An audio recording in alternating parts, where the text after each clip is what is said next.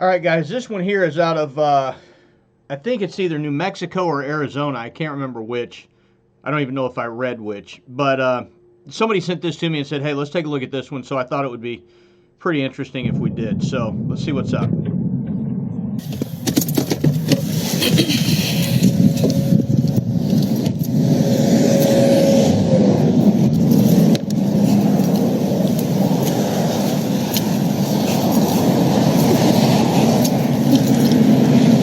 All right, so it looks like we got maybe 2 occupants. No, it looks like that passenger side is empty. I'm expecting that the trooper's going to make a passenger side approach here. How many of you guys use passenger side approaches on a regular basis? I always tried to whenever I could, and I taught as an FTO. I would teach my guys, gender neutral form of guys, that a passenger side approach, in my opinion, is probably the best way to go, simply because generally people aren't looking for you. Matter of fact, when you make that approach, you can see them looking over their shoulder, looking into the rearview mirror over here, trying to find you when you're standing over here on the other side of the car looking at them. But anyway, I expect she's going to make a passenger side approach because it's a highway.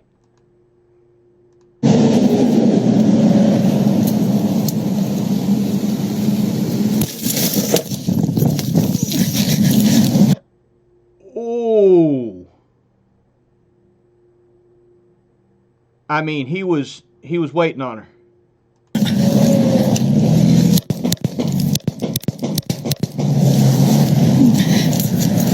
All right, quickly. Do you shoot or not shoot, given what your backdrop is here? Now, she was punching holes in that vehicle, no doubt about it.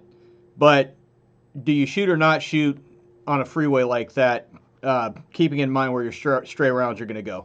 And understand, she's just been shot at or shot, so we're not gonna critique. We're not gonna say coulda, woulda, shoulda. Just looking at the situation for what it is, with the magic of this video, that we can look back from the comfort of our own chairs and say, wow, here's this thing. That I'm not gonna say, God, you shouldn't have done that. That's silly.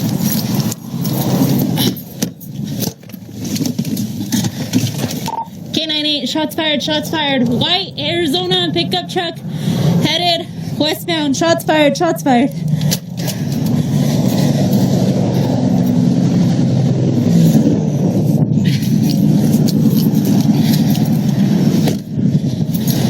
Yeah, he took her around. K9, what's your location and what's up?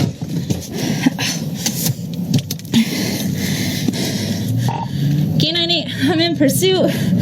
I've been hit in pursuit. He's eastbound on I-40, just east of my location.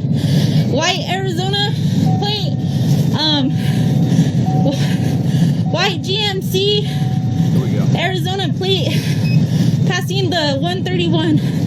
All right, so with all this adrenaline dumping, you can hear. All right, and first off, badass that her first instinct is, we're gonna go get this cocksucker. That's instinct number one. He shot me. I'm pissed. I shot at him. Now we're gonna go find him. So the other thing I want to quickly take a look at is everything is happening at once to her, which is what I would expect. You've got an adrenaline dump from being shot. You're bleeding from being shot. Now we've got to figure out, where am I going, and who am I chasing? So for me, our SOP was, when you're gonna stop a car, and I know it varies across jurisdictions and agencies, but when I'm going to initiate a traffic stop, before I even activate lights, and I'll give you an example of how it would sound. It would be Greenville Delta 32, copy of 1056. Send it. I'm going to be at East Lee Road and Wade Hampton Boulevard on South Carolina tag 123 Alpha Bravo Charlie 123 ABC. It's going to be on a silver Toyota Camry, occupied at least one time. or occupied 2 times, or however many people you got in the car. That way, A, your dispatcher knows where you are, and everybody in your beat area or on your channel knows where you are, what you're stopping, the tag number, and how many people are going to be in the car. That's before we even initiate the blue lights, because as you can see, shit goes sideways in an instant. So now she's having to think through, all right, where am I and who am I chasing? What is that vehicle description? And in trying to get that information out between the adrenaline and the pain and everything else, it gets rather difficult, because you lose that focus and you lose that fine motor skill that you need to start accomplishing the tasks that you need to accomplish. Yeah, for passing 131 white GMC, shots fired, K98 hit. Ah! Oh yeah, she's going to work, dude. Drop your mag. Again, gross motor skill versus fine motor skill.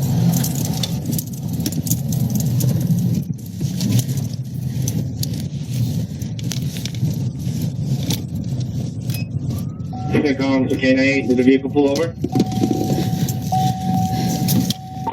Affirmative. Driver is standing outside with his hands up. Driver standing outside with his hands up. Stand by 10-3 air. Vehicles outside, driving outside vehicle with the hands up. I'm showing you near the milepost 135, correct? Affirmative. Affirmative. So she must have GPS in her. Spotting units is going to be at mile marker 135. Air 10-3 at this time.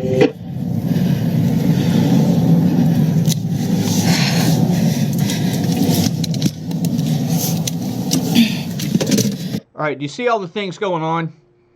And she's working through this as best she can, but you see she apparently inadvertently dropped the mag out of her rifle.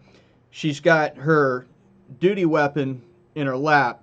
And again, these aren't critiques. I understand why all of these things are happening. I'm just pointing out that they've happened, right? So I guess the point I'm trying to get across is the severity of the situation and how much shit goes wrong when you've got a hole in you, right? And you're losing blood and you're hurt and you're angry and you're trying to get business done.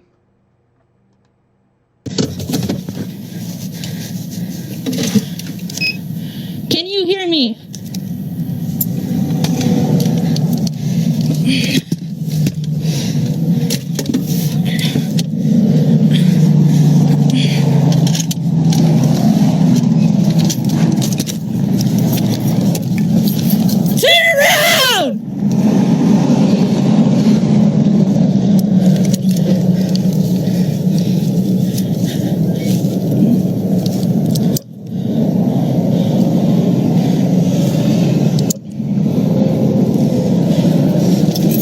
Out.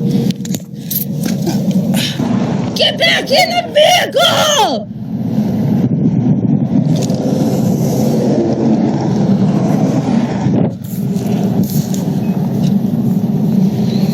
I don't know. He was next to that guy that shot me. Get down on the ground! Alright, she's got somebody out with her, it looks like. Put your hands behind your head. Yeah, he fucking shot me. He did. Yeah. That's my son. Yeah, he fucking shot me. Good for her, dude. Dumb son of mine. That arm can't work. You have any weapons on you? No, Where's your knife? You already played that right. Maybe no mag, but they're a round Get up. chamber. Let's go. You're going to my unit, okay? Do your best to get up in there. Go with the butt crack. All right. So, in totality, man, she did what I would hope that I would be able to do after getting shot. She got rounds out. She got back in her vehicle. She initiated a pursuit. She caught up with the guy. Now, all of the things that happened in between her getting shot and then them taking that dipshit into custody, you've got to put into perspective. There were a lot of things that happened that you kind of go, ugh. Dropping the mag out of the rifle, the inability to articulate where you are and where you're going, and she had trouble getting her thoughts together, and she had her gun her sidearm laying in her lap, and all of those things. You have to kind of take into consideration the fact that she's just been shot. And I guarantee you that somebody's going to leave a comment on here about women in law enforcement. No.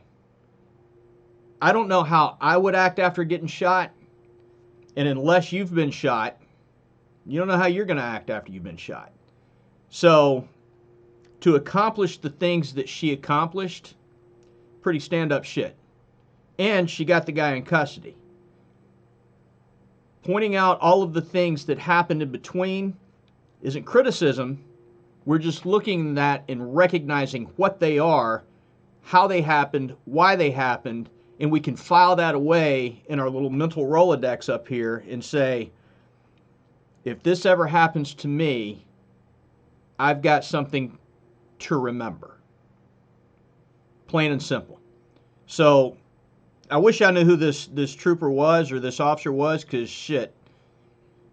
I mean, hats off to her. Shades of Anne Marie Carrizales. If you don't know who she is, I suggest you go look her up. Very similar situation. This is good shit. If you guys got anything you want to mention, saw anything I missed, drop it in the comment section down below. Subscribe, share if you think it's worth sharing. And again, hats off to this young lady for getting the job done. Let's see if we can figure out how to stop this thing. There it is. Be good or be good at it. We'll see you next time. Be safe.